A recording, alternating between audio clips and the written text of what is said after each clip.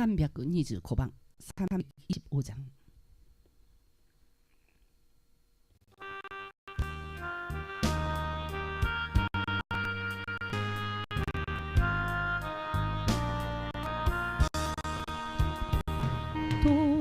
도자세를 가도 주와 다하다 기대 고다에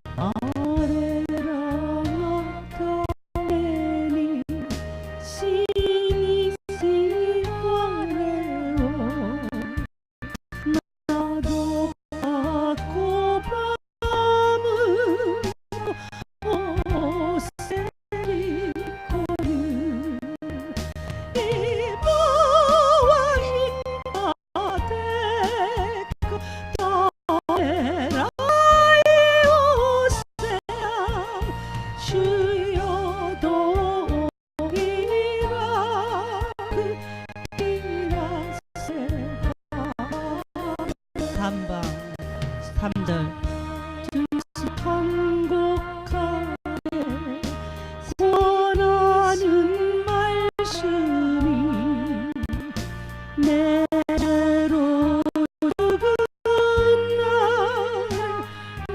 앞대 할소냐 나 재게 하고 본문을 엽니다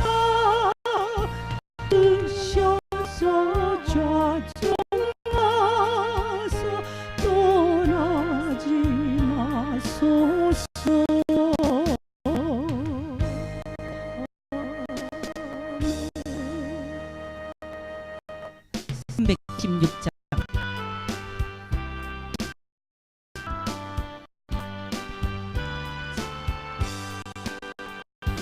스칼의 시험이 떠요 승구이는 신호 미모니 기다리 야스키 오해요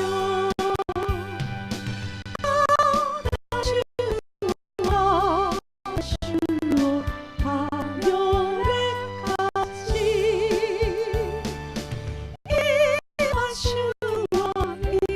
이마슈와 스크리다모 근기 주신 주께서 보혈을 연대 눈같이 희게 하지 온몸을 잡으세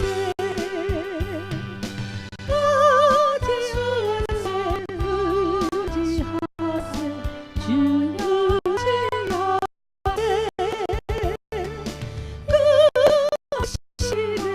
그 하시네 곧 그 하시네 야스기 우유미지와 목걸이 하라리 남의 와서 기다리 스크리 오해요 다다슈어 다다슈어 아요의 가시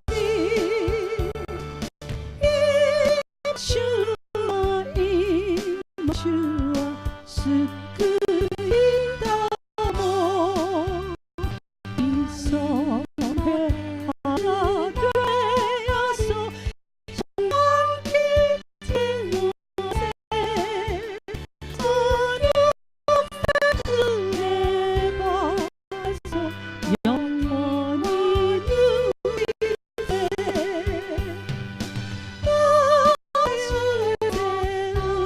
의지하세 주 의지하세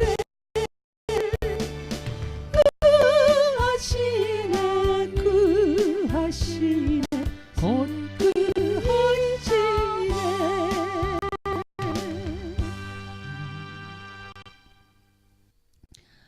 327장 300군 하나 반스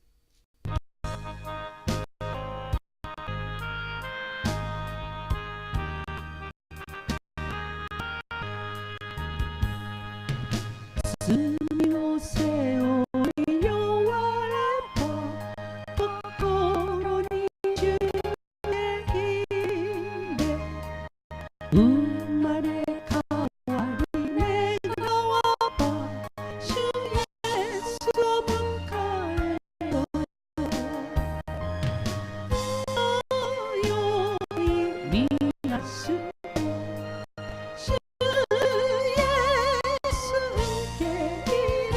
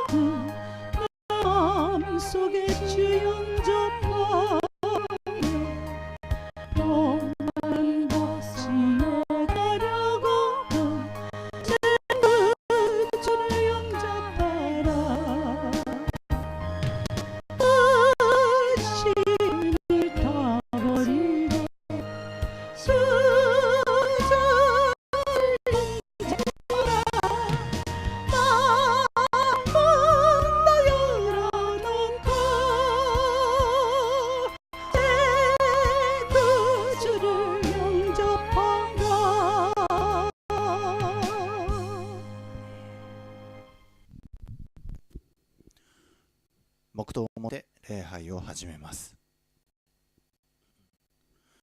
この後、イエスはすべてのことが完了したのを知って、聖が成就するために、私は乾くと言われた。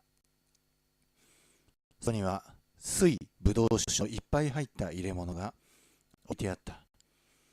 そこで彼らは水ぶどう酒を含んだ海面をヒソプの枝につけて、それをイエスの口元に差し出した。イエスは水ぶどう酒を受けられると、完了したと言われた。そして頭をたたれ、霊を私になった。アーメン。使徒信条を告白します。使徒信条。我は天の国主、全能の父なる神を信ず。我はその一人子、我らの主イエス・キリストを信ず。主は聖により宿り、乙女マリアより生まれ、ポンテオ・ピラトのもとに苦しみを受け、十字架につけられ、死にて葬られ、黄泉に下り、3日目に死人のうちよみがえり、天に昇り、全能の父なる神の右に座したが、賢いで生きて、生ける者と死にたる者とさたまん。我ら聖霊を信ず、聖なる行動の教会、生徒の交わり、罪の許し、体のよみがえり、とこしえの命を信ず。アーメン。アメン。일어나주시고 찬송가 403장 皆さんお立ちになってください。賛美歌の403番を捧げます。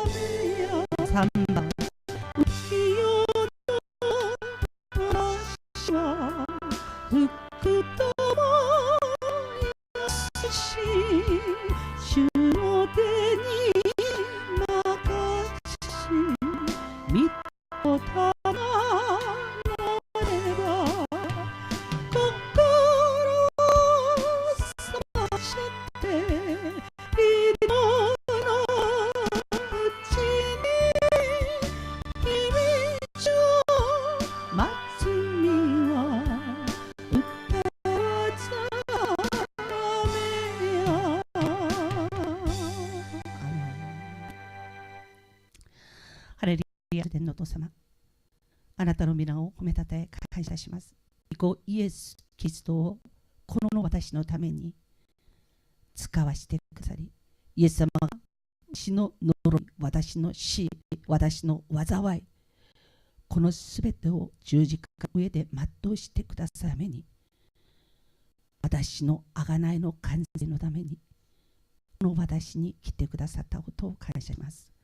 十字架の上でイエス様が成し遂げてくださったその御業のゆえに、以前のものは過ぎ去り新しくなりました。主を背いていった私ではなく、主よ、あなたの近くに、本当に近くにとはべる私、近づく私として新しく生まれ変わったことを感謝します。今日もあなたの皆を褒めたたえたいも、この1週間もの間、真ん中から水曜日にあなたの御言葉に聞きあやかたい者がここにいます。私たちの霊を新たにしてください。神と人の前を犯したすべての罪を許しなさい。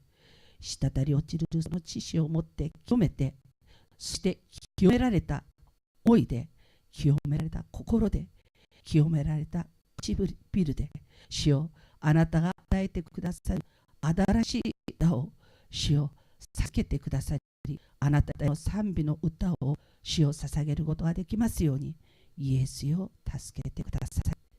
この耳が本当にまっすぐな耳でありますように、あなたの御言葉を歪んだことなく、歪めることなく、まっすぐに聞くことができますように、そしてまっすぐ聞いた言葉をまっすぐな心の中に住まわすことができますように、あなたが私の中に住み、私の言葉があなたの中にいるなら、何でも求めなさい。主よ、この御言葉を完成するために、まず私たちが今日のようにあなたに預かる、あなたの中に住むこと、これが必要です。そして聞いた言葉の心の中にイエス様の孤独住まわれて、初めて私たちは何でもというあなたの条件を満たすことができ、そして何でも主に祈り、そして答えていただいて、その何でもの祝福に預かることができます。今日も御言葉を通して私たちをこの祝福に導いてください。御言葉を宣言するあなたの働き人の上に、大いなるあなたの御国を語らせてくださり、その語られた奥義によって私たちの霊の魂が自由を得て、そしてこの何でもの祝福の中に預かることができますように、主よ、祝福してください。この地上において、主よ、私たちはあなたを信じる信仰のゆえに強く大きくされていることを感謝します。立つべき場所に立ち、話すべきことをし、権威、力、威力を必要としているところにおいて、その力を与えてください。そして勝ち得てあまりあるものでありますように、主が祝福してください。聖霊が火のように、風のように、水のように私たちを輝かし、父なる神様のイエス・キリストの命をも惜しまない愛、憐れみ、許し、その恵みのうちに導いて住まわしてくださることを感謝して、私たち主イエス・キリストの皆によって感謝して祈りました。アーメン。皆さん、お座りください。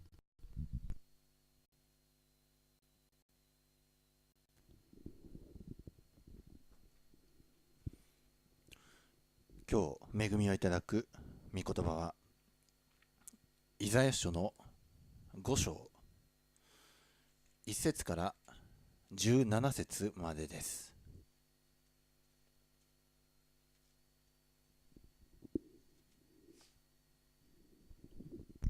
오늘 은혜 받으실 하나님의 말씀은 구약 성경 이사야서 5장 1절부터 17절까지 말씀이 되겠습니다.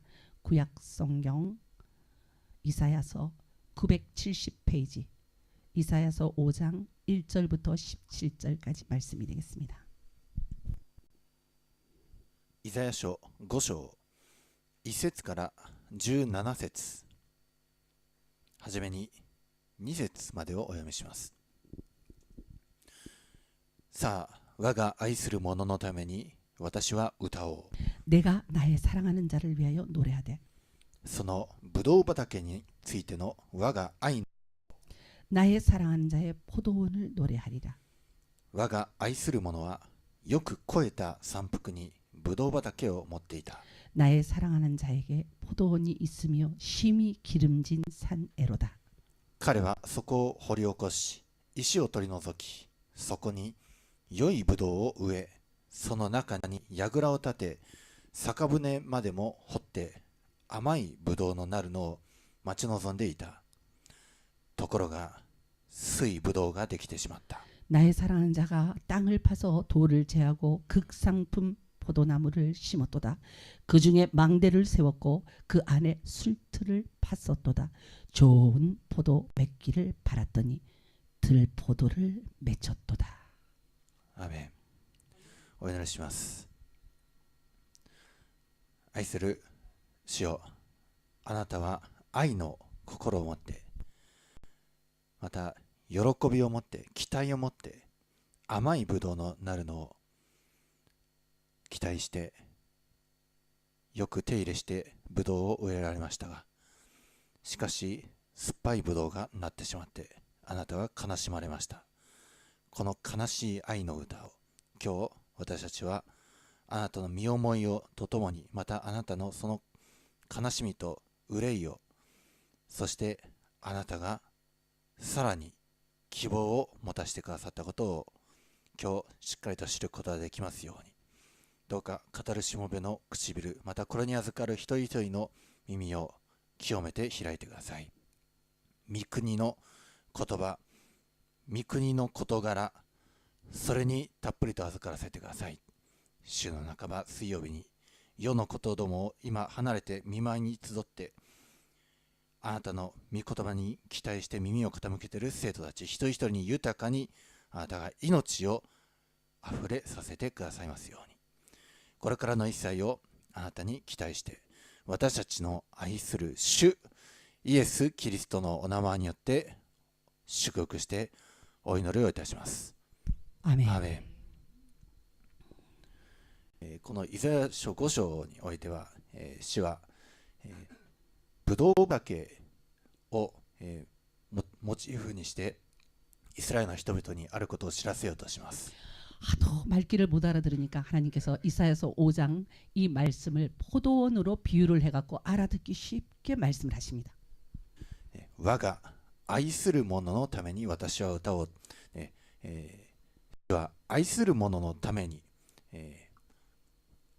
歌った歌、それがこのブドウ畑についての愛の歌です。 내가 나의 사랑하는 자를 노래하되 그랬는데 주님이 사랑하는 우리를 위해서 어떤 노래를 하셨냐면은 이 포도원이라는 노래를 하셨단 말이에요. 愛という言葉は非常に、私たちにも麗しく響くもので、そして、この世は愛の歌、バラード、それで満ちております。 이 사랑이란 말을 우리는 많이 듣기도 하고 많이 하기도 합니다. 그리고 이 세상이라고 하는 것이 본래 있잖아요. 하나님의 사랑으로 말미암아 창조된 것이기 때문에 피조물들이 전부 하나님의 사랑을 표현하는 그 사랑의 노래들입니다. 愛の心、それは甘く麗しいんですけど、しかし同時に酸っぱくもなりやすいものです。 근데요, 우리가 사랑을 하면은 가슴이 두근두근하고 가슴이 따뜻하고 그렇잖아요. 근데 투덕거려봐. 똑같은 가슴인데 가슴 두 개가 아니잖아. 한 개밖에 없는데 똑같은 가슴인데 얄밉고 분하고 응? 이러고 싶고 저러고 싶고 똑같은 가슴인데 이게 뭐냐 하면은 포도주가 응? 잘 관리를 하면은 포도주, 근데 잘못 관리를 하면은 이게 식초가 돼버리는 거 똑같지. 사랑도 관리를 잘못하면 뭐가 된다? 식초가 된다. 아리아리하게 된다. この愛というものがこのブドウ酒に例えられているその意味は、よく管理して育って、そして絞ってね、ちゃんと置けばこれブドウ酒になるんだけど、これを管理をね間違えるとブドウ酒じゃなくね水ブドウ酒ね、それになってしまうんですね。だからこの愛というものが甘くも、そして酸っぱくて痛くて憎たらしくてということにもなり得るということです。自然に自然界のブドウ、ね、それはしっかりと手入れして管理して正しく用いれば、ね、甘いブドウ酒は確かにできるはずなんですけども、しかしあいにくここでできてしまったものは、ね、しっかりと管理されて、もういろんな手入れもされたにもかかわらず、ね、自分の意思が持っているかのように酸っぱいブドウになってしまった。 그런데요, 오늘 여기서 나오는 이 포도들이 어떻게 되냐면 하나님께서는 좋은 포도원을 만들었다고 그랬잖아요. 망대를 세우고, 그죠? 좋은 포도원을 만들어 갖고 좋은 포도가 나게 했어요. 그래 갖고 포도즙틀에다가 하나님이 짜 갖고 좋은 포도즙까지 되게 했는데, 그러고 난데 떡 줬더니 응? 포도주로 준 거를 뭘로 만들었다? 이스라엘 백성들이 식초로 만들었다. 응? 神様がこのブドウ園を通して耕かして良いブドウの実を実らせて、良いブドウの実から良いブドウ酒が出て、それでその良いブドウ酒をこうやってあげたんですね、私たちに。それなのにいただいた時に良いブドウ酒をいただいて管理を間違えたからね、どうなったかって言ったら、これがね、水ブドウ酒ね、それになってしまったんですよ。あたかもね、このブドウ自由意志を持っているかのようですけれども、そうです。この7節見ますと、このブドウ畑はイスラエルの家と、ね、主はもうはっきりとイスラエルはブドウ畑であり、そして主がしっかりと手入れして管理してあらゆる良き備えをしたんですけれども、でもイスラエルはもう勝手に酸っぱいブドウを主に対して提示してしまいました。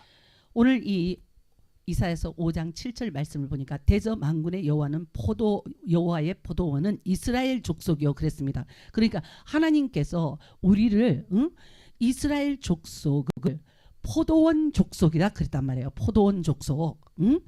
그래갖고는 그 기뻐하시는 나무는 유다 사람이라 그러면서 저희들을 유다 사람같이 유다 사람이라고 하는 이 품종의 포도나무로 주님께서 심으시고, 그리고 우리를 가꾸셔서 우리 가운데서 주님의 공평과 의가 나타나기를 원했대요. 主はよく人々また私たちを、ね、ブドウに例えることをよくします。例えば詩編127編で、ね、子供たちは主の賜物、鯛の実は報酬である。128編ですね。あなたの妻はあなたの家の奥にいて豊かに実を結ぶブドウの木のようだ。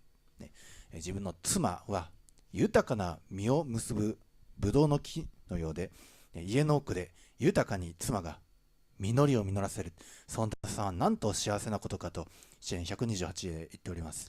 시편 128편 3절에 보니까 내 집 내 실에 있는 내 아내는 결실한 포도나무 같으며 내 상에 둘린 자식은 어린 감람나무 같으리로다. 그러면서 아내가 이 결실한 포도 같은 아내, 이게 여호와가 주신 우리 집 내 실에 있는 아내랍니다.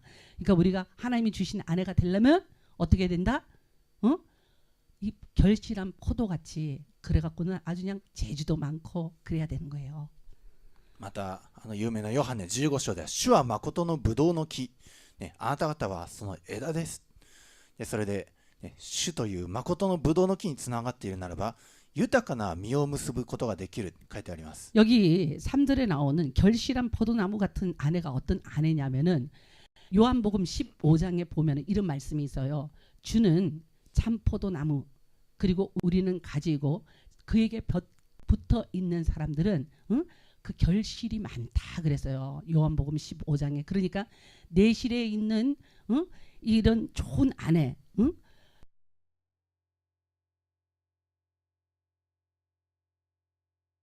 팍 붙어 있어야 돼 그냥. そこにおいても、父がブドウ園の農夫で、その実を結ばない枝は刈り取ってより、実を結ぶ枝が実を結ぶようにと、そういうふうに手入れをする。ですから私たちが、実りを結ばせる側で、主は、手入れをする側で、そして誠のブドウの木はイエス様であり、それにつながっているならば豊かな実を結ぶことができます。 결실한 포도나무 같은 사람이 되려고 그러면은 어떻게 해야 되느냐? 예수님한테 꽉 붙어 있어야 되고, 예수님한테 꽉 붙어 있으면 농부 되신 아버지께서 예수님한테 꽉 붙어 있는 우리라는 가지가, 필요 없는 가지가 우리를 절대 방해하지 못하도록 짜버린다는 거예요. 예수님한테 붙어 있어 갖고 잘 결실한 열매를 맺어야 되는 우리라는 가지를 매서 주변에 필요 없는 가지를 농부 되신 아버지께서 다 잘라버리신답니다. 그래갖고는 예수님한테 탁 붙어 있는 이 포도나무 가지에게다가 많은 열매를 맺게 한다. 그러니까 열매 맺는 걸 방해하는 거는 하나님이 잘라버린다 그랬죠. ですから主は私たちが豊かな実を結ぶことを、ね、ガラテヤ書でも御霊の実はありますね。 주님께서 우리에게 원하시는 목적이 뭐냐? 예수님 안에 꽉 붙어 있어갖고 그래갖고는 하나님이 가지치기를 쫙 해줘서 그래서 결실을 조롱조롱 하기를 원하는 그런 것이 하나님의 우리의 목적인데 어떤 결실을 하라고 하느냐? 갈라디아서 5장에 보니까 ガラテヤの5章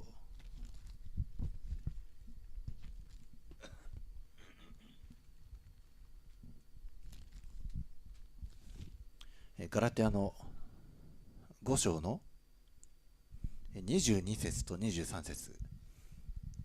しかし、御霊の実は愛、喜び、平安、寛容、親切、善意、誠実、柔和、自制です。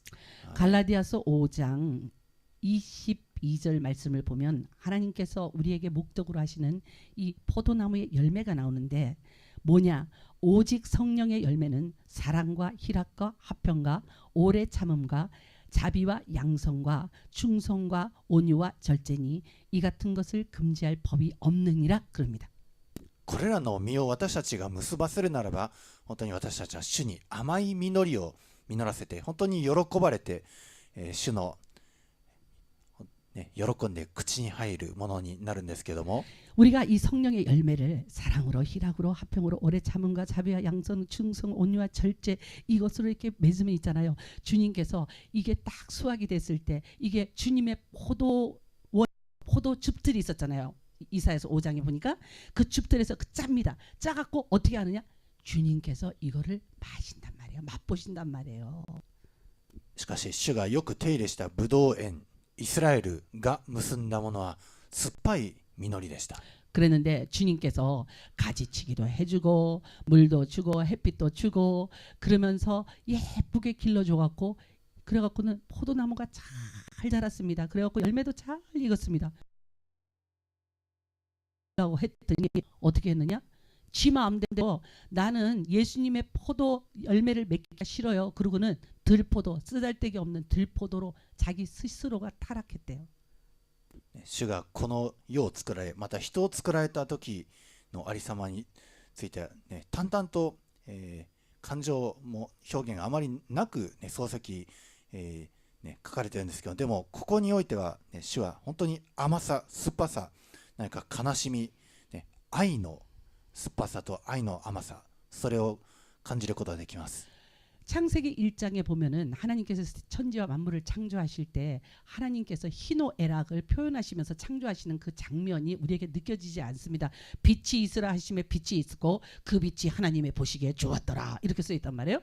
그 창세기 1장에는 그런 식으로 쓰여 있는데 지금 여기에 와갖고 지금 우리 주님께서 우리에게 하시는 말씀 이 포도원의 비유에는 주님이 우리를 향하신 어째서 니들 그러냐 그렇게 하지 말라고 했는데 내가 이렇게 잘 키워줬는데 내가 이렇게 잘 돌봐줬는데 이렇게 잘해서 열매 맺게 해서 이렇게 줬는데 왜 그거를 식초로 만들었어 하는 이 주님이 우리를 향하신 희노애락 슬픔이 그대로 다 나와 있어요. この主がせっかくなしてくださった良い技に対して酸っぱさを返したイスラエルはどうなるか、3節から書いてあります。 주님께서 이게 잘 익은 포도나무로 포도주를 짜갖고 그래갖고 줬는데 이걸 갖다 식초로 만드는 이스라엘 백성들에 대해서 주님께서 할 수 없다. 니들이 이제 혼이 좀 나야지. 그러면서 하시는 말씀이 이사야서 5장 3절에 나옵니다.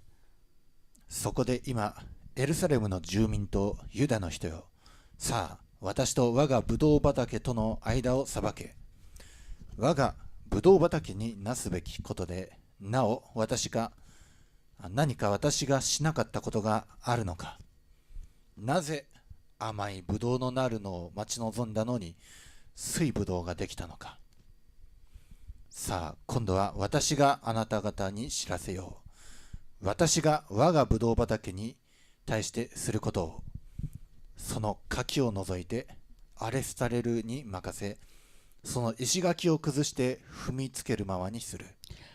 이사야서 5장 3절에 보니까는 이 포도주를 식초로 만드는 사람에게 하나님께서 안 된다, 이제 너희는 이제 한번 이 포도주가 식초가 되고 나면 어떤 일이 일어나는지 너희 자신이 체험을 해야 되겠다 이러면서 이 체험을 시키는데, 예루살렘 거민과 유다 사람들아 구하노라, 이제 나와 내 포도원 사이에 판단하라 그럽니다. 내가 내 포도원을 위하여 행한 것 외에 무엇을 더할 것이 있었으랴. 내가 좋은 포도 맺히기를 기다렸거늘 들 포도를 맺힘은 어찌민고. 이제 내가 내 포도원에 어떻게 행할 것을 너희에게 이르리라. 내가 그 울타리를 걷어 먹힘을 당케 하며 그 담을 헐어 짓밟히게 할 것이다. 주님이 잘해줬는데도 그거를 그냥 은혜를 원수로 갚고, 포도를 들포도로 맺는 이 사람들에게, 죄 짓는 사람들에게 이제 너희가 죄를 지면 어떻게 되는지 죄의 맛을 한번 봐라. 그리고 말씀하시는 게 오늘 이사야서 5장 3절부터 5절까지 말씀입니다. 私はこれを滅びるままにしておく。枝は下ろされず草は刈られず。 내가 그것으로 황무케 하리니 다시는 가지를 자름이나 북을 돋우지 못하며. 주님께서 그랬죠. 이 참포도 나무가 되게 하기 위해서 가지를 막 잘라주시고, 거름도 주시고 그런다고 그랬는데 이제 안 한대요. 안 한대요. 니 뭐 저주받을 짓 했으니까 니 마음대로 해. 그러니까 뭐 데이레오 이마마데와 시때 그랬댔다から水ぶどう酒にならないねようになっていたんだけど、良いブドウ酒になるように実を結ぶようにしてあげても自らが成り下がって、そして水ブドウ酒になろうとしているあなた方のために私はもういらない枝をね切ってあげることはしませんよ。そしてこのブドウの木がよく育つように必要な手入れを一切しませんよっていうことを言ってるんです。子供は、ね、親の愛を一心に受けて育つんですけども、でも子供は、ね、親の愛が分からず、ね、親に対してひどいことをしたりするんですけども、 이 애들이라고 하는 게 있잖아요. 부모가 그냥 한없이 주는 그냥 사랑, 위에서 주는 사랑이잖아. 사랑은, 그죠? 위에서 주는 사랑을 받고 자라는데 지들이 뭐 그렇게 잘한 게 있다고 뻗떡하면 이 턱을 탁 떠들고, 엄마, 아버지, 뭐 나를 위해서 해준 게 뭔데? 너 이렇게 해줬는데 왜 그렇게 하냐고. 내가 언제 해달라고 그랬어? 애들이 그래. 이게 다 우리 모습이야. 우리가 하나님 앞에 하는 모습이 진짜 그래요. 뭐 스키고노인데 아다시와 やってくれって言った覚えないよ。ね、そういうひどいことを言いながら食ってかかる。これが私たちがね、たまにね、良くない状態に落ちた時に、神とね、自分の親の前でね、食ってかかることなんですけれど、イスラエルの民が本当にそういうような状況だったんです。子供が親の愛、そして親がどんなに偉大なことをして、どんなに自分のために骨を折っていろいろな苦労をしてくれたか分かるのは親の元を離れた時です。 그런데 이 아이가 있잖아요. 엄마 아빠하고 같이 있을 때는 아무것도 몰라요. 그래갖고는 사랑받는 게 그 원칙이고 그 이 원칙 외에는 다른 게 없다라고 생각을 해. 그래갖고는 사랑받으면서도 턱수가리를 쳐들고, 사랑받으면서도 엄마 아버지한테 악대구리를 하고, 사랑받으면서도 엄마 아버지한테 마음 아픈 짓을 하고 그러거든요. 그런데 이때는 원칙적으로 자기는 사랑만 받고 사는 사람이라고 생각했기 때문에 그렇게 하는데, 어떻게 되느냐? 사회생활을 딱 시작을 하잖아. 한국식으로 하면 군대를 간다든지 사회생활을 한다든지, 여자들은 시집가면 엄마 속을 안다 그러잖아. 그렇게 해갖고는 그런 부모의 일방적으로 받던 사랑이라는 울타리를 떠나갖고 사회생활을 통해갖고는 사람들한테서 학대를 받는다든지, 사람들한테서 미움을 받는다든지, 그런 거를 심하게 당했을 때 그때 아는 게, 아이고 우리 엄마 아버지가 이렇게 나를 사랑해 줬구나, 내가 이렇게 우리 집에서 울타리와 보금자리 가운데서 지킴과 보호하심을 받았구나 하는 걸 그때 처음으로 안다는 거예요. 그러니까는 하나님의 사랑, 神の愛ということを、神の愛の家にいる時はわからないんですよ。親の愛も自分の親の元にいてずっと当たり前にこの親の愛を受けている時というのはね、わからないんですね、親の愛が。でも社会生活をするために外に出て、それでいろいろなパッシングにあって、親は我慢してくれたのに人は我慢してくれない、ね、とかそういうさまざまなことを体験することによって、それで初めて知ることができるのが、あ、やっぱうちの親は私を愛してくれてたんだな、私に対して我慢してくれてたんだな、神様は私を愛してくれてた、私に対して我慢してくださったということを初めて人生のパッシングにあった時初めて知ることができます。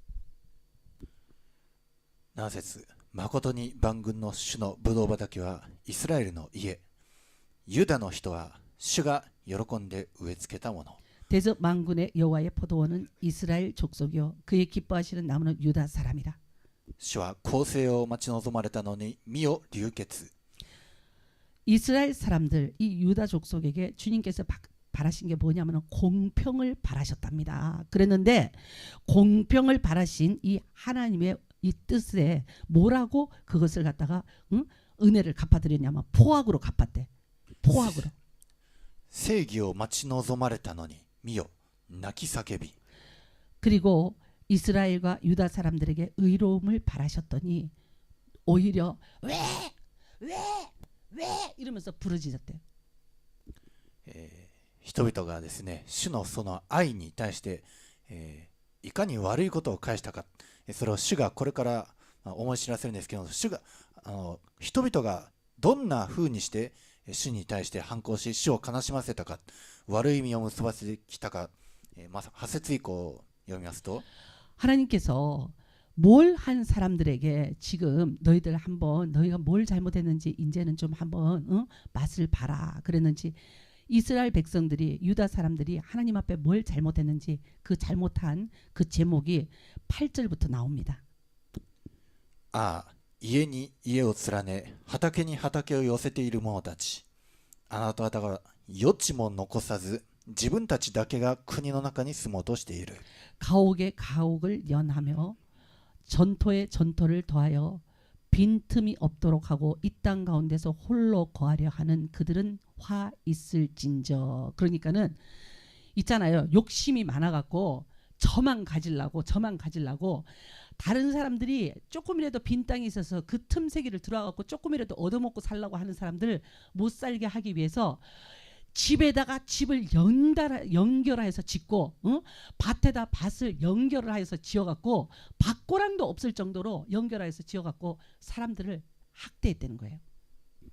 例えばバブル時代の日本、都内の土地不動産はもう本当にわずかな一部の人々によって買い占められて、非常に不動産価値が高騰して、で人々がもう当時はですね、もう何十年っていうもうローンを組まなければ一般の人は家が買えないような、そういう状況がこの家に家を連ね畑に畑を寄せて、もう余地も残さず自分たちだけが買い占めてしまったような状況です。 바불 경제 때에 이 일본에서 일어난 이 저주가 이겁니다. 뭐냐면은 이 땅값이 굉장히 올랐잖아요. 그래갖고 땅값이 오르는 바람에 땅값을 올리려고 부자들이 땅을 막 사들였습니다. 땅을 막 사들이니까는 땅값이 막 올라가면서 그 다음에 뭐가 올라갔냐면은 가난뱅이들이 내야 되는 집세가 올라갔다는 거 아니야. 그래갖고 이 가난한 사람들은 이제는 도저히 이 집을 산다라고 하는 이런 소망을 못 가지게 그 소망을 밟아버린 게 이게 바불 세대에 일어난 일입니다. 마즈시 히토비토가 뭐家ということを夢見ることがどんどんねなくなるようにそれでやったのがこのバブル経済なんですね。その前まではバブルが起きる前までは普通に仕事している人たちはみんな家が持ってたんですよ。ね、みんな家が持ってたんですよ。このバブル経済を、ね、こう起こして、それでその甘い汁を飲んでいたお金持ちたちがこのたくさんの土地を買い占めて、それでバブルを起こしたことによってどうなったかって言ったら、サラリーマンの給料はそこまで上がってないんですね。なのに家賃はどんどん上がっていく。だからもうこの家賃払って食べていくのに大変。だから奥さん方のその働くバイトというのがすごくバイトじゃなくなってるんですよ今は。奥さんたちのバイトがバイトじゃなくなっちゃう。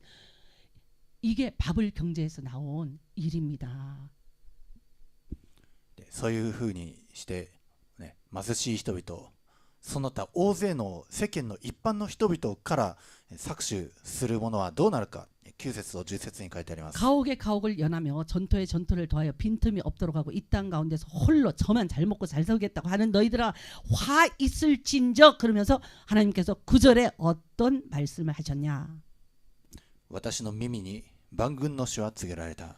만군의 여호와께서 내 귀에 말씀하시되 必ず多くの家は荒れ廃れ 정령이 허다한 가옥이 황폐하리니 大きな美しい家々も住む人がなくなる。 크고 아름다울지라도 거할 자가 없을 것이며 10セメドのブドウ畑が1畑を産し 열을 가리 포도원에 겨우 포도주 한 바트가 나겠고 열을 포도원을 갈아야 된대. 잘 들으셔요. 여기 저주받는 사람들이 저주가 어떤 건지.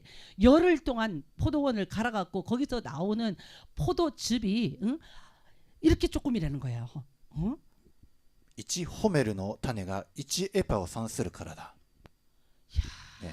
열을 가리 포도원에 겨우 포도주 한 바트가 나겠고 한 호멜 지게에는 간신히 한 에바가 나리라 그랬습니다. 要するにもうたくさん種をまい1ホメルは230リットルなんですけども、でも1エパは23リットル、10倍の種もまいたけどその10分の1しか収穫ができない。もうまさしくバブルが弾けた時こういうことが起こったんですね。 열흘 가리 포도원이라는 게 약 어느 정도의 크기냐면 4만 평방미터입니다. 응? 이 4만 평방미터 거기서 해봤자 나온 게 이 부도액 양이 23리터밖에 안 나대. 이 뭐 우리 저기 2리터짜리 그 물 사서 먹잖아. 23리터밖에 안 나대. これすごいことですね。約4万平方から23リットルくらいしかない。まあそうですよ。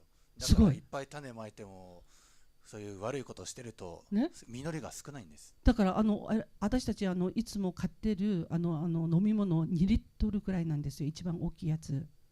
その2リットルくらいの瓶で考えるとすごくわかりやすい。23리터 열흘간 파야 되는 땅 4만 해호から23リットルのブドウ酒しか出ないって言ってるんだよ。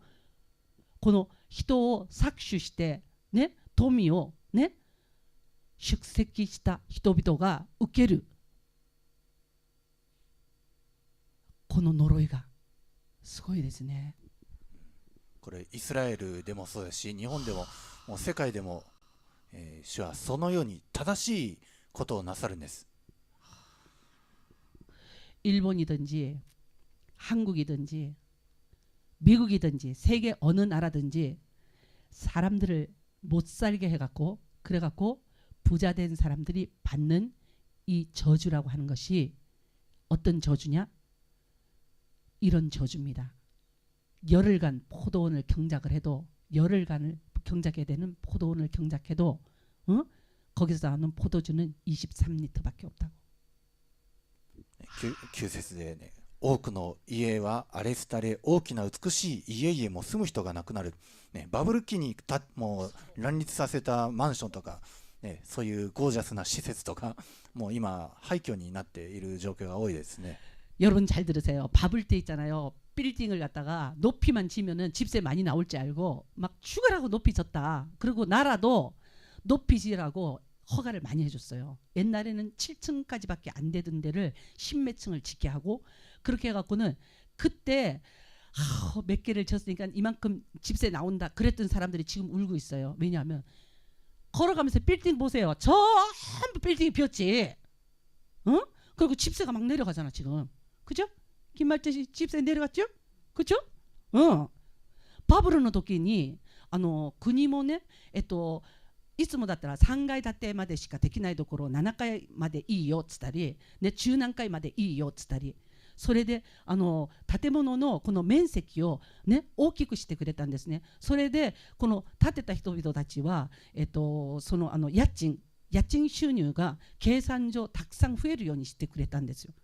だけど今どうなってるかっつったらね、もう空き店舗ばっかりなんですよ。その空き店舗ばっかりで、今その時に高い賃金を払ってそれで建てたその建物、銀行に借金した借金、それのために今ね、もう持ち主がもう大変な思いをしている。だから今どうなってるかっつったらね、家賃が下がってるんです。11節以降をお読みします。ああ、朝早くから強い酒を追い求め、夜更かしをしてブドウ酒を煽っている者たち。 아침에 일찍이 일어나 독주를 따라가며 밤이 깊도록 머물러 포도주에 취하는 그들은 화 있을진저. 彼らの主演には盾事と十弦のこと、タンバリンと笛とブドウ酒がある。 그들이 연회에는 수금과 비파와 소고와 그리고 저와 포도주를 갖추었어도 彼らは主の御業を見向きもせず、御手のなされたことを見もしない。それゆえ我が民は無知のために捕らえ移される。その貴族たちは飢えた人々、その群衆は渇きで干からびる。 이 사람들이 돈을 많이 벌어갖고는 있잖아요. 그래갖고는 맨날 이 잔치 연회를 베푸는데 그 자기들을 위해서 돈을 많이 버는 것을 기념해서 이 베푸는 잔치에 수금과 비파와 소고와 저와 포도주는 갖추었는데, 그랬는데 여호와의 행하심을 간심하는 관심이 없답니다. 그리고 그 손으로 행하신 일을 생각지 않는답니다. 이 사람들은. 이러므로 주님께서 이런 사람들을 쳐다보시면서 뭐라고 그랬느냐, 13절에 나의 백성이 무지함을 인하여 사로잡힐 것이요 그 귀한 자는 줄일 것이요 무리는 목마를 것이며 그랬습니다. それゆえ黄泉は喉を広げ、口を限りなく開ける。その意向も、その騒音も、そのどよめきも、そこでの感性も黄泉に落ち込む。 나쁜 짓 해갖고 돈 벌어갖고 띵까당 하는 사람들, 저를 위해서 먹고 마시고 이러는 사람들, 이 사람들을 위하여서 하나님께서 하시는 일이 있는데, 야, 이 무식한 것들아, 너희들이 한 짓 때문에 너희가 도로 잡힐 걸 모르냐? 그리고 너희가 해갖고 그래갖고는 높아지고 돈을 많이 벌어갖고 높아지고 귀하게 되고 한 것 때문에 너희가 당할 고생 그걸 모르냐? 줄이는 거 모르냐? 목마를 거 모르냐? 그러면서 그 사람들이 한 짓 때문에 뭐가 어떻게 된다고요? 음부가 그 욕망을 크게 내요. 한량없이 그 입을 벌린답니다. 음부라고 하는 게 지옥이에요. 지옥이 이런 짓 한 사람들을 위해서 욕심을 막 냅니다. 내가 먹어야지, 내가 삼켜야지, 내가 죽여야지, 내가 망하게 해야지. 그러면서 입을 막 이런 사람을 보면 막 입을 막 크게 벌린답니다. 응? 고이타 타고 있는 히토비도 요미 지옥의力ね飲み込むために、この類の人々を飲み込むために口を大きく開いて、私が飲み込んでやる、この類のものを読み込んでやる、食ってやるっつって大きく地獄が口を開くということがここに書いてあるんです。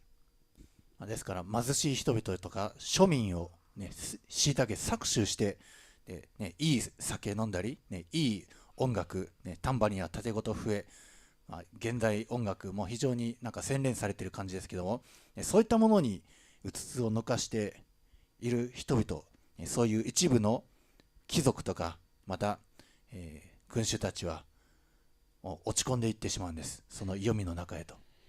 전에 텔레비에서 보니까는 이 돈 많은 사람들이 잘난 체 하느라고 그래갖고는 자기가 돈이 얼마나 많은지 잘난 체 하느라고 그 비싼 그 술 있잖아요. 그걸 갖다가 이렇게 그라스를 상같이 이렇게 세워놓고 그 위에다가 쫙 하고 붓잖아. 그래갖고는 부어갖고는 돈을 몇백만 원이라는 돈을 쓰기를 갖다 그냥 물같이 이렇게 쓰는 사람들 있잖아요. 이게 그 사람들이 어떻게 해서 그렇게 쓰느냐면 없는 사람들 착취해서 쓰는 돈이거든. 없는 사람을 착취해서 쓰는 이런 돈을 쓰는 사람을 주님께서 가만히 안 둔다는 거예요. このねテレビで私見たことがあるんですけれどね、このお金をもうすごい貧しい人々を搾取して、それで悲しくさせて、たくさんのお金を儲けたこのね成金たちが、シャンパンだかなんか分かんないけど高いお酒をそれをね買って、それでこのクラスをこう山のようにこうってジャーッと何本でも何本でも注ぐ、そういうことを、それでも湯水のようにお金をこうクラブに払って、自分のこう威信のためにどんなもんだっていうね、この威信のために払ったりしている人たちがいるんですけど、この人たちがその日使ったお金というものが貧しい人を搾取したお金なんですよ。家賃上がった、私たちの上がった家賃がね、積もりに積もって、そういう高いお酒のジャーって注ぐやつになってしまった、ね、だからこういう類のことを知っている人を主は許さない。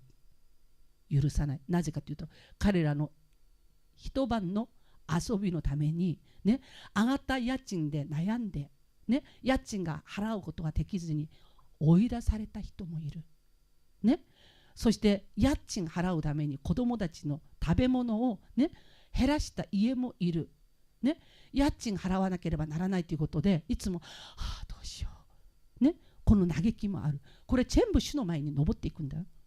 登っていくんだよ。主は貧しい人を搾取する人を絶対許さないんですよ。非常に、もう日本、バブル期以降の日本に非常によく重ね合わせられるんですけど、でもこれが当時のイスラエルで起こり、そしてこの内容が水ブドウを主に対して実らせたんです。하나님께서 나는 포도 심었다. 그런데 왜 난 게 들포도냐? 나는 포도를 심었는데 왜 들포도가 났어? 이러는 게 그 뭐냐면, 하나님께서는 정말 사이좋게 행복하게, 응? 정말 잘 살으라고 이스라엘을 축복을 해줬더니, 응? 그랬더니 일부의 사람이, 응? 가난한 사람을 착취하고 그러면서 저만 잘 먹고 잘 살겠다고 한 짓이 이 짓이란 말이에요. 그러니까 옛날에 이스라엘에도 이런, 응? 바불 같은 그런 경제를 일으킨 사람이 있고, 바불 시대에 나쁜 짓 한 사람들 같이 나쁜 짓을 한 사람들이 이스라엘에도 있었다는 거예요.昔イスラエルにも一部の人たちがそういうことをして悲しむ、ね、貧しい庶民がいて、そしてそれに対してね、怒る主がいたということなんです。しかしそうして災いに遭うことによって人々は正しい道に立ち返るんです。 근데요, 하나님은 얼마나 감사하냐면은, 하나님께서는 때려갖고 죽여서 없애려고 우리를 안 때린다 이거야. 부모가 자식을 혼낼 때 그 죽이려고 자식을 때리는 부모도 없고, 혼내갖고 밟아버리려고 혼내는 부모도 없습니다. 진짜 부모는 혼낼 때도 자식을 위하여, 때릴 때도 자식을 위하여, 혼내면서도 마음이 아프고 때리면서도 마음이 아파서 눈물 나는 게 이 부모인데, 우리 하나님께서도 이 나쁜 짓을 하는 이스라엘에 대해서 그랬다는 거 아니에요. 그러니까는 혼내갖고 그래갖고는 너희들이 하는 이 못된 짓, 이걸 갖다 내가 뽑아버리겠다. 이게 하나님의 뜻입니다.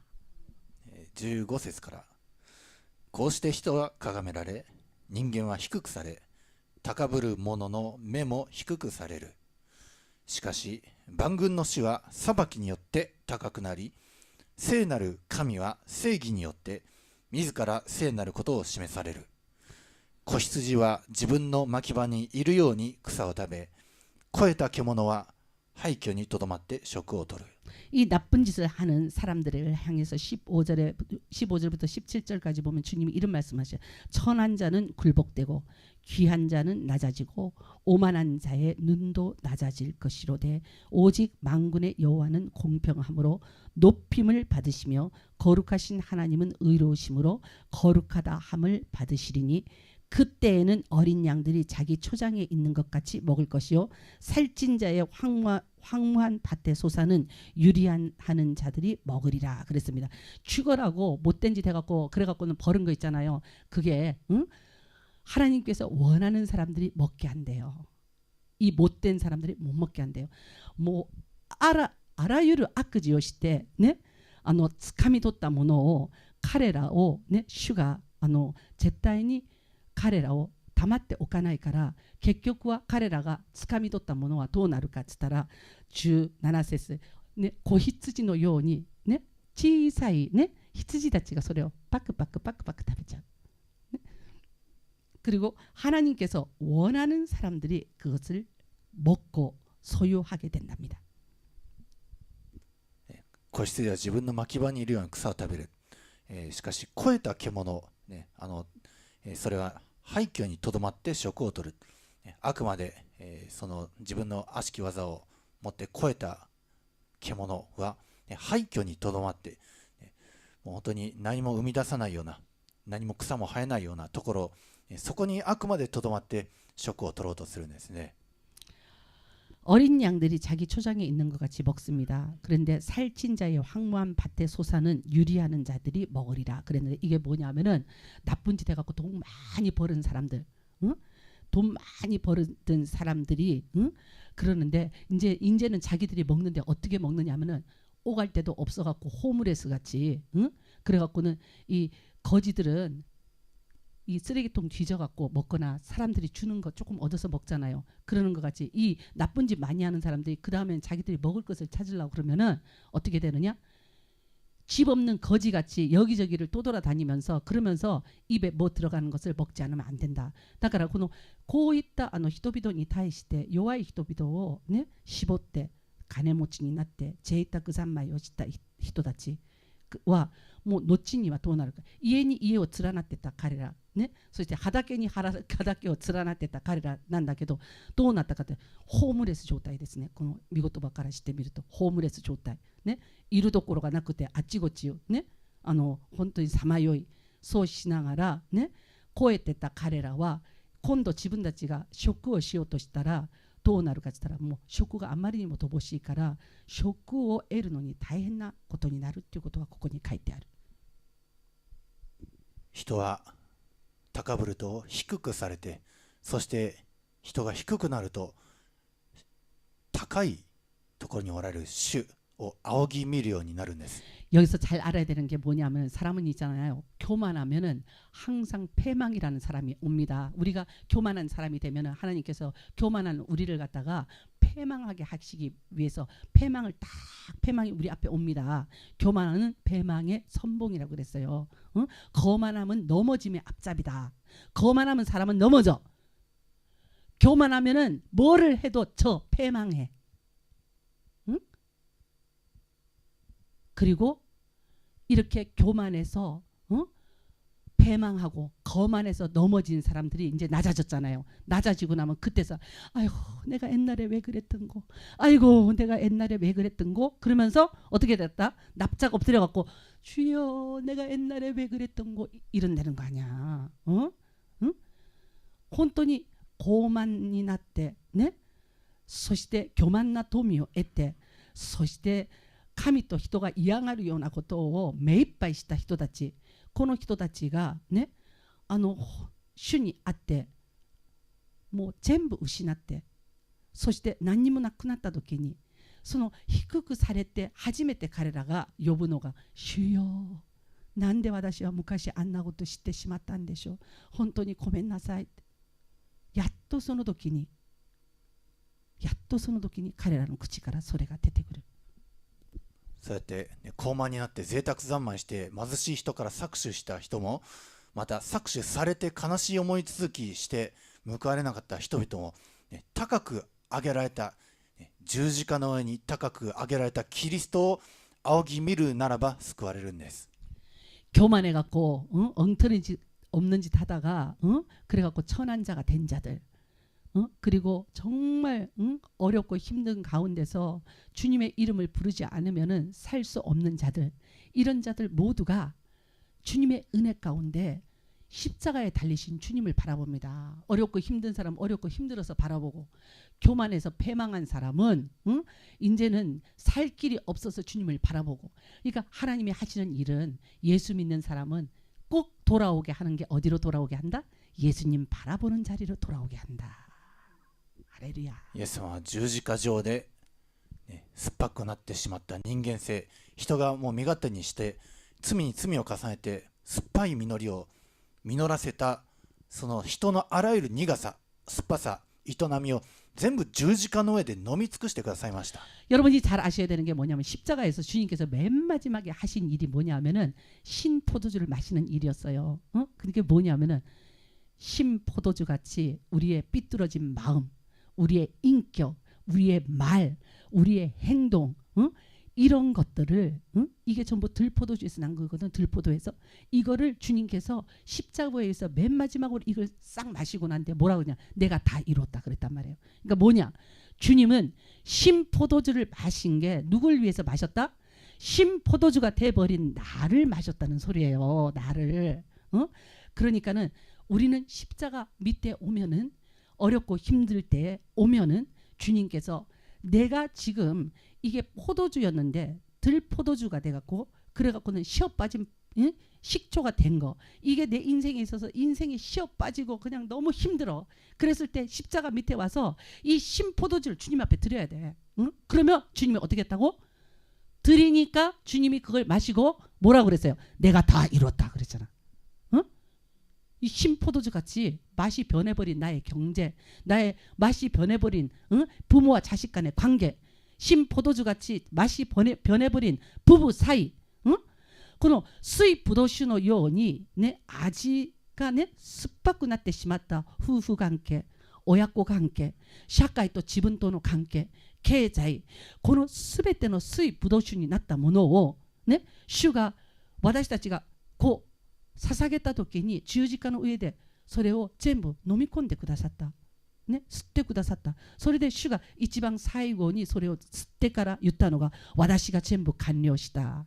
だからどういうことかって言ったら、우리 인생、私たちのこの人生の中に水ぶどう酒のような類があるとき、それを全部飲み尽くしてくださったとき、主が私たちに対するそのすべての御業が完了するということなんですね。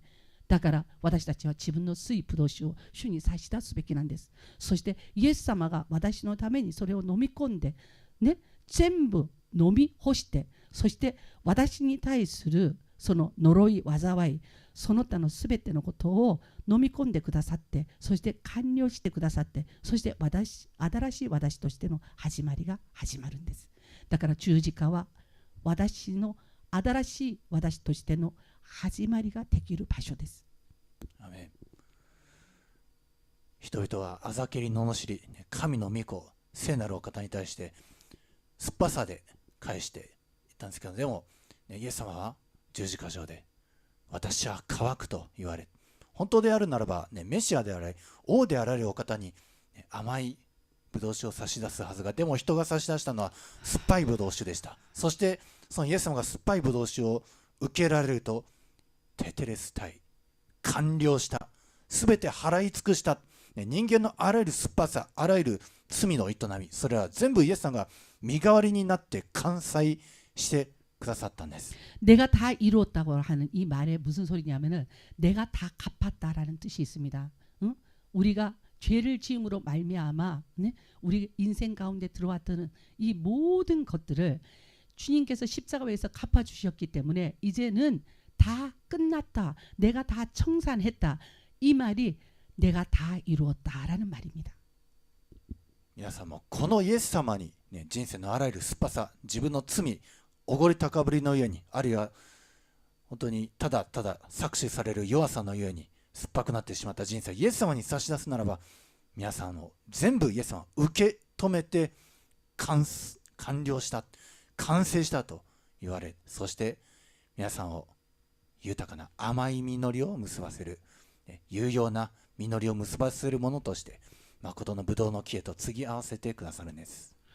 예수님께서 이 십자가 위에서 내가 다 이루었다라는 이 말을 믿는 사람들에게 어떤 일을 해주셨냐? 참 포도나무 대신 예수님에게 젖붙이를 해주셨어요. 그래갖고 들 포도나무밖에 이 열매 맺지 못하는 우리를 예수님이라고 하는 포도나무에 젖붙이를 해줘갖고, 그래갖고는 참 포도 열매를 맺을 수 있도록 도와주셨어요. だからこのイエス様につながって、酸っぱかった人生、本当に甘くされて、誠のブドウの木に継ぎ合わされて豊かな甘い実りを、もはや自分のために、どうにもならないブドウ酒を、作るではなく、ただイエス様のために甘い実りを実らせて、そして神と人とに喜ばれ、また幸いな人生を歩んでいく皆さんでありますように、イエス様の名前によって祝福いたします。アーメン。アーメン。ハレルヤ。あなたが十字架上で完成してくださったこの恵みに感謝いたします。今私たちはあなたの御前に祈ります。私たちの酸っぱい人生をあなたに差し出します。どうぞ主よ、あなたが全てを受け取られ、完了させ、完成させ、そして完成以後の私たちは豊かな甘い実りを誠のブドウの木につながって実らせるものでありますように、主イエスキリストの皆によって祝福してお祈りいたします。アーメン。 이 시간 저희들도 주님 앞에 기도하기를 원합니다. 예수님, 내 인생이 정말 신포도주 같습니다. 이 시간 예수님께 드리오니 주님 이것을 받으시옵소서. 그리고 내 인생, 이 신포도주 같은 인생이 이제는 다 끝나게 도와주시옵소서. 내가 다 이루었다는 주님의 말씀에 복을 받게 도와주시옵소서. 기도하시겠습니다. この時間私たちは水葡萄酒のような私たちの人生がイエス様にあって飲み尽くされて、そして甘い葡萄酒になられますように、私のこの呪われた様が完了されて、そして祝福された様になりますように、イエス様に祈る時間を持ちます。祈ります。